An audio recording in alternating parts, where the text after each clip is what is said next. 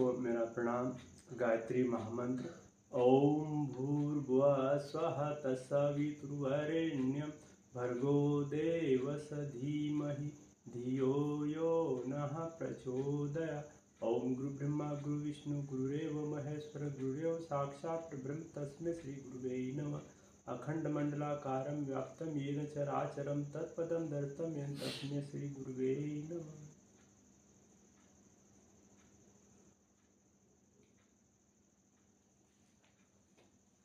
पंचकोशी साधना के कर्म में गायत्री माता के 5 मुख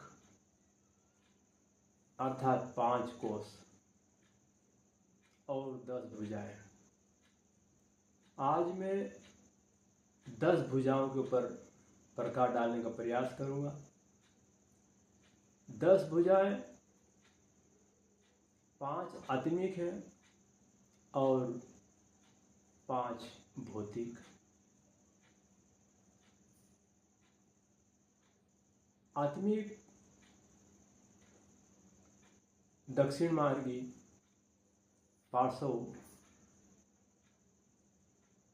धाराएं हैं जो आत्मज्ञान, आत्म साक्षात्कार, आत्म अनुभूति और आत्म कल्याण, ये 5 आत्मिक दक्षिण मार्गी धाराएं हैं जो प्योर आत्मिक है और 5 भौतिक वाम मार्गी पार्श्विक धाराएं, ये भौतिक है।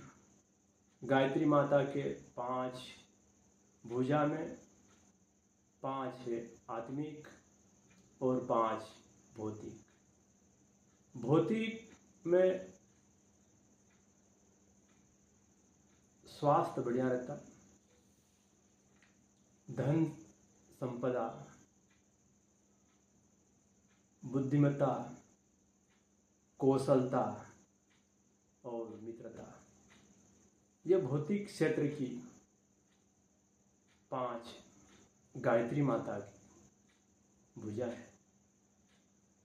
मैं एक एक भुजाओं के ऊपर प्रकाश डालने का प्रयास करूंगा।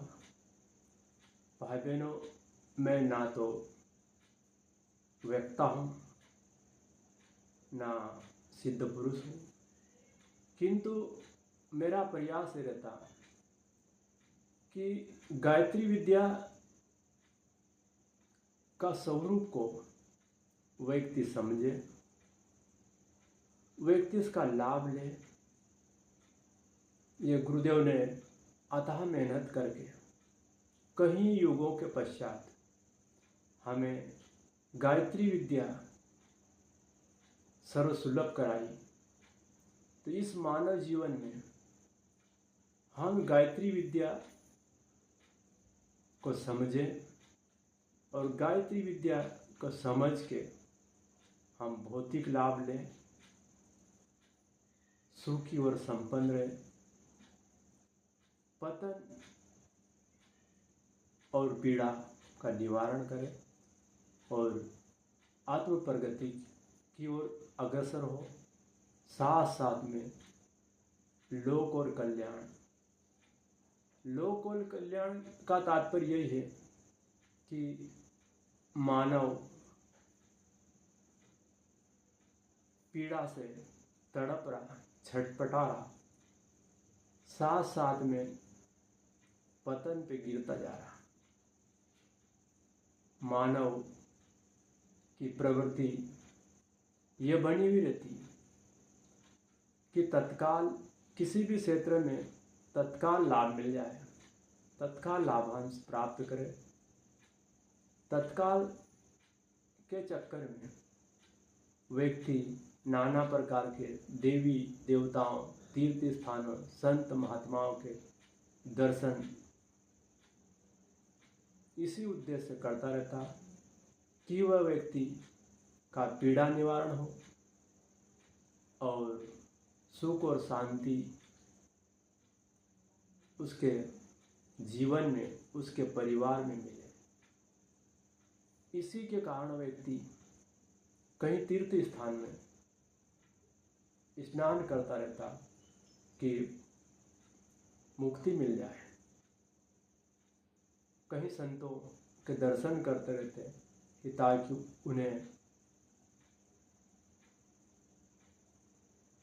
पीड़ा से, पतन से ऊपर उठ सके।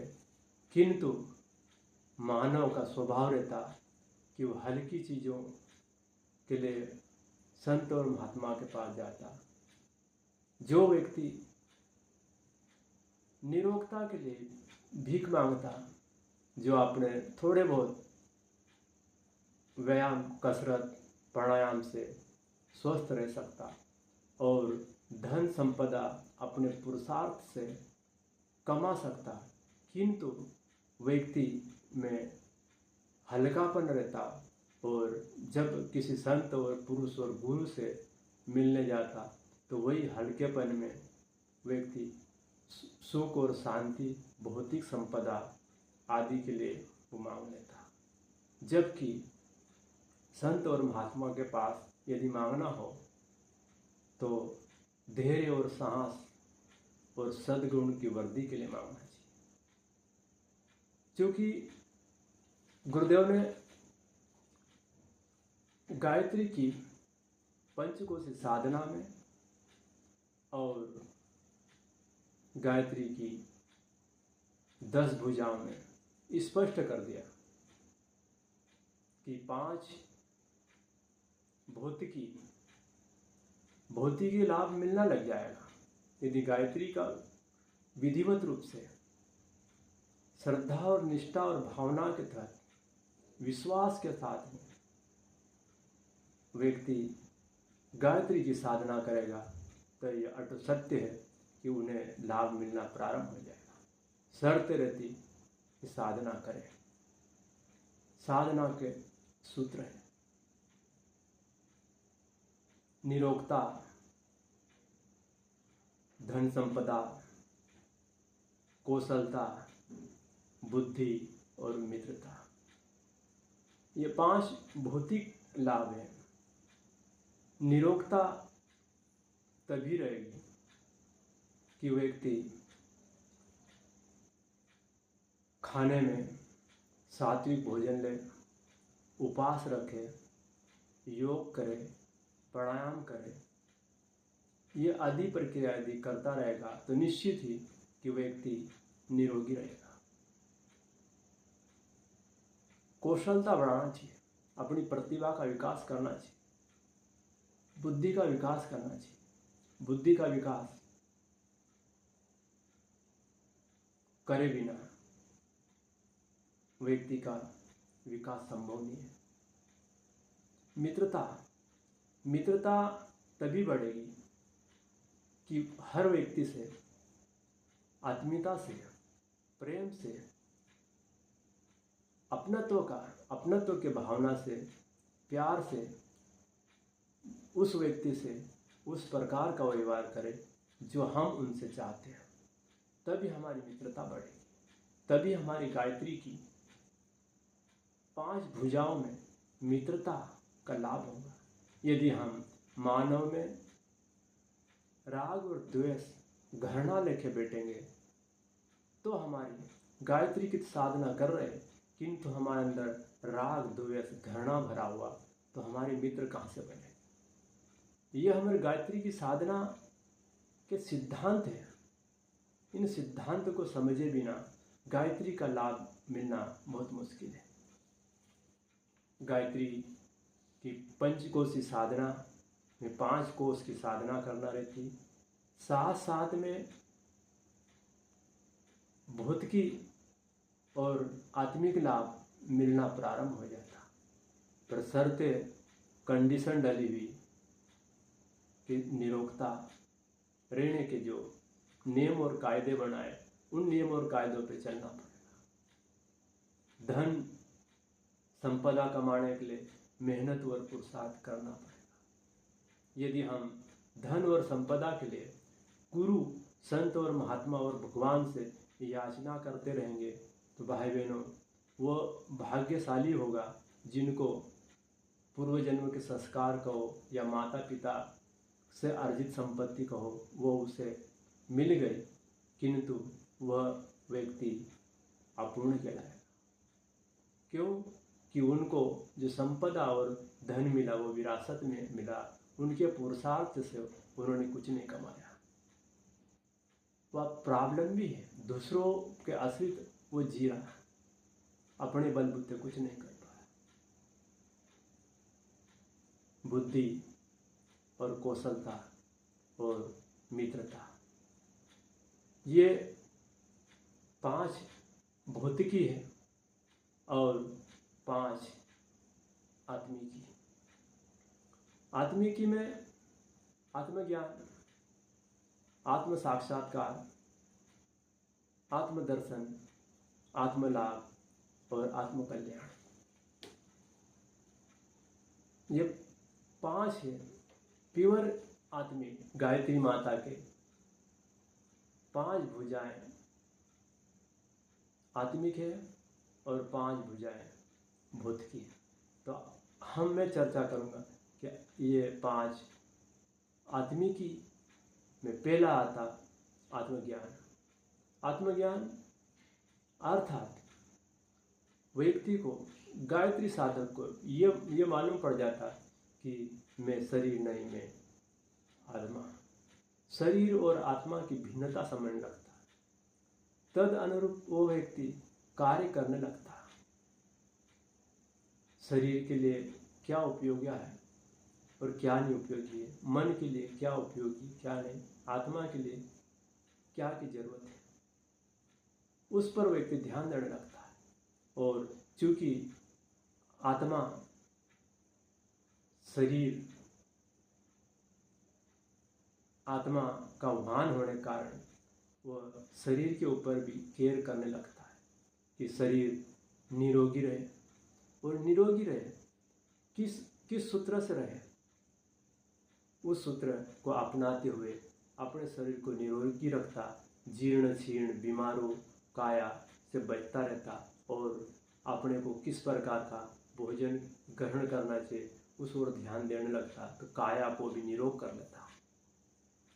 आत्मज्ञान प्राप्त व्यक्ति आत्मकल्याण की ओर ध्यान देता, साथ साथ में शरीर को भी निरोगी बनाए रखता। आत्मदर्शन का तात्पर्य यही है कि व्यक्ति गायत्री की साधना कर रहा है, आत्मदर्शन की अनुभूति का तात्पर्य ये होता है कि व्यक्ति को 2 पक्ष में कार्य करता रहता है, एक आत्मिक क्षेत्र में, एक भौतिक क्षेत्र में। तो उसके दोनों जगह पैर, एक भौतिकी में है और एक आत्म साक्षात दर्शन वाला व्यक्ति वो समझ जाता कि भौतिकी क्षेत्र के पैर को पीछे कर लेता और आत्मिक पैर को आगे बढ़ा लेता। उसकी स्थिति डामाडोल नहीं होती। और जो व्यक्ति को आत्मज्ञान के साथ साथ में आत्म साक्षात्कार हो जाता, वह व्यक्ति का दोनों पैर में से एक पैर आत्मिक की ओर आगे बढ़ जाता, वह डगमता नहीं, साथ साथ में दूसरे लोगों को प्रभावित करने की क्षमता पैदा कर लेता, उसको अपने प्रभाव में लेता, उसको अपने झांसे में ले लेता और दूसरे की मनोभूमि को समझ जाता। आत्मिक सूक्ष्मता उसकी बढ़ जाती और अपने गुण कर्म स्वभाव चरित्र चिंतन व्यवहार दूसरे में भी उसी प्रकार का वो देखने लगता। आत्म साक्षात्कार का धनी जिस प्रकार अपने गुण कर्म स्वभाव चरित्र चिंतन व्यवहार अपने में दिखता, वो दूसरों में भी देखने लगता। जिस प्रकार मन के द्वारा शरीर एवं इंद्रिय का कार्य लिया जाता है, उसी प्रकार आत्म साक्षात्कार का धनी दूसरों को प्रभावित करके उससे उनके विचारों, उनकी बुद्धि के अनुसार उससे वो दूसरों को कार्य करवाता रहता, दूसरा को अपनी आज्ञा का पालन करवाता रहता। ये आत्म साक्षात्कार का धनी वही व्यक्ति दूसरे को प्रभावित कर सकता और दूसरे को से कार्य लिया जा सकता। एक कार्य तो वो भी है कि व्यक्ति अपने पद कुछ धन के, कुछ रोब झाड़ के व्यक्ति दबाव बना के नौकर जैसा कार्य ले सकता, किंतु एक वो व्यक्ति है अपने आत्म साक्षात्कार के धनी व्यक्ति दूसरे को बिना जाने पहचाने उसको प्रभावित कर लेता और उनके अनुसार वो कार्य करवाता रहता। यह आत्म साक्षात्कार की अनुभूति है। आत्म साक्षात्कार के साथ में आत्म अनुभूति अर्थात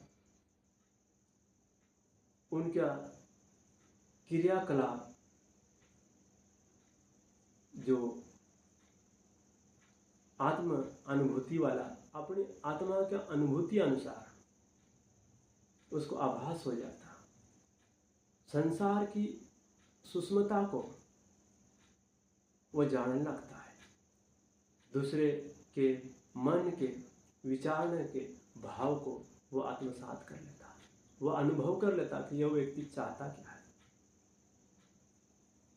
चूंकि व्यक्ति सोचता विचारता तो बहुत लंबी चौड़ी, किंतु बाह्य जीवन में व्यक्ति उस प्रकार का कार्य नहीं कर पाता, जबकि आत्म अनुभूति प्राप्त व्यक्ति बाह्य एवं आंतरिक दोनों में एक रूपता आती है। आंतरिक जगत, आंतरिक क्षेत्र में भी उसी प्रकार के उसके अंदर किसी प्रकार का छल कपट राग द्वेष नहीं रहेगी, और बाह्य रूप में भी व्यक्ति उसी प्रकार का जो बाह्य रूप में कर रहा वो आंतरिक रूप में है, और आंतरिक रूप में है वो बाह्य रूप में। जबकि आत्मा अनुभूति हीन व्यक्ति बाहर से कुछ दिखता, अंदर से कुछ भिन्नता रहती है उसमें। ये यहाँ पे व्यक्ति को सूक्ष्मता का, संसार की सूक्ष्म दृष्टि का आभास होने लगता है। आत्मलाभ अर्थात